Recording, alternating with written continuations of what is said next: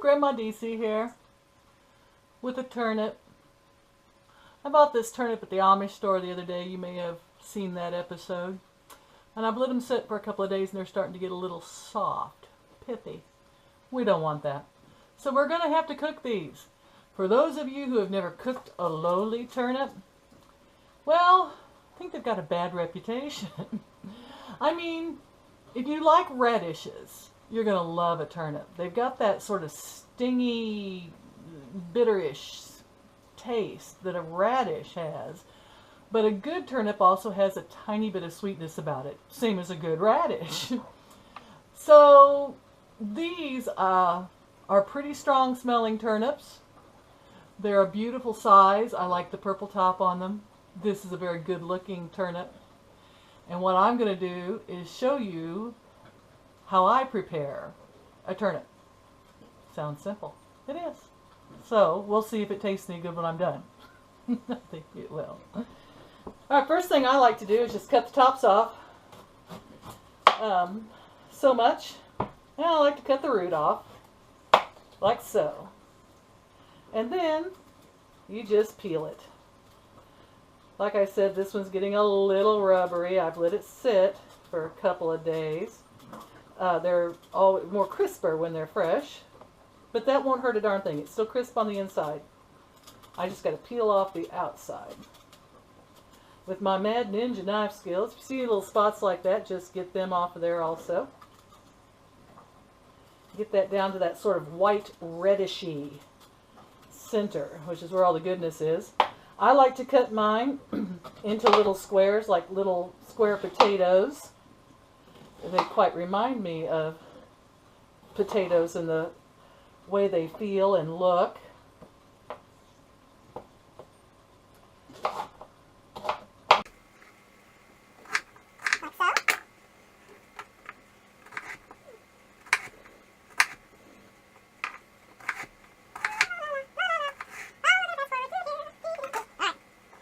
Got some others cut up here. Put these in here. I'm going to soak these in almond milk in the refrigerator for about probably 6 hours. I'm probably going to go to sleep, take a nap, and forget about them. I wanted to use up the rest of this almond milk anyway. And that will help remove some of the bitterness. I'm going to cover this up and stick it in the refrigerator. And we'll be back later. These soaking in the refrigerator for a few hours, and I'm now going to take them to the kitchen sink and I'm going to rinse all that almond milk off of them. So here I go. Now I've decided to go ahead and just use my I know this is my pan that I usually make bread in, but it's okay. It's okay. You can use anything you want. And I've rinsed these off with water till the water ran clear. And I'm going to put those in there just like that. I'm going to put a little crumbled bacon in with them.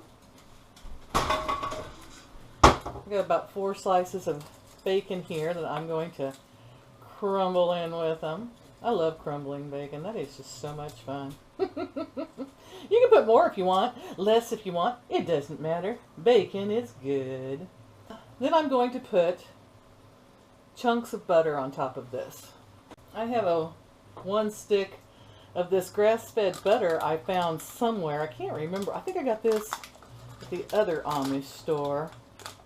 Anyway, it's nicely marked off in those little tablespoons.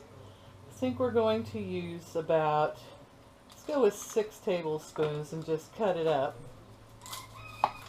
I'll give you an idea of how much.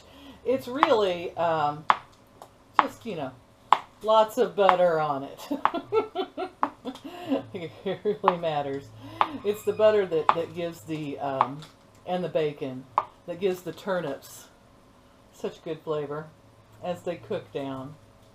And I like to put the butter right there on top so that it will just melt and ooze down over the turnips.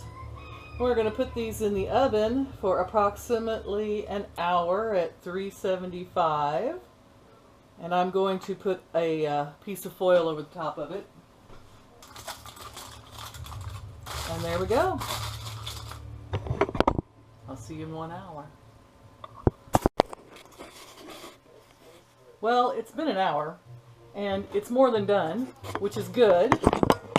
So at this point, if I wanted to, I could put cheese on the top of it. Like if you're going to a family dinner, I do that. You can see there's quite a bit of juice here in the bottom. I'll probably stir that up a little bit, make it more moist. It's all completely done. It looks a lot like potatoes. I would also put some salt and pepper on it, and you can do that before, during, or after.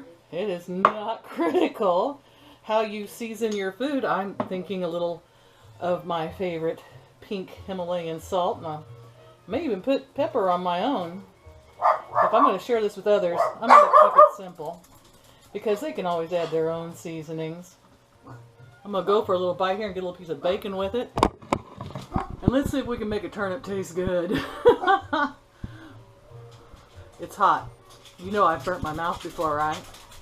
I'm going to blow on it. I've been watching TV in the other room. You know, I can barely hear that TV, but when I film with it on, it's all I can hear in the background. You might recognize who that is if you've been watching my channel a lot. Mmm. Wow. That is really good. You know, after soaking those in the almond milk and then rinsing them off, it takes that kind of bitter, radishy flavor, unless you like that flavor. But I can highly recommend this as a way. It is an almost potato-like side dish. Delish. Us. Delish for us. There we go. It is delish for us. Alright, that's just a quickie today.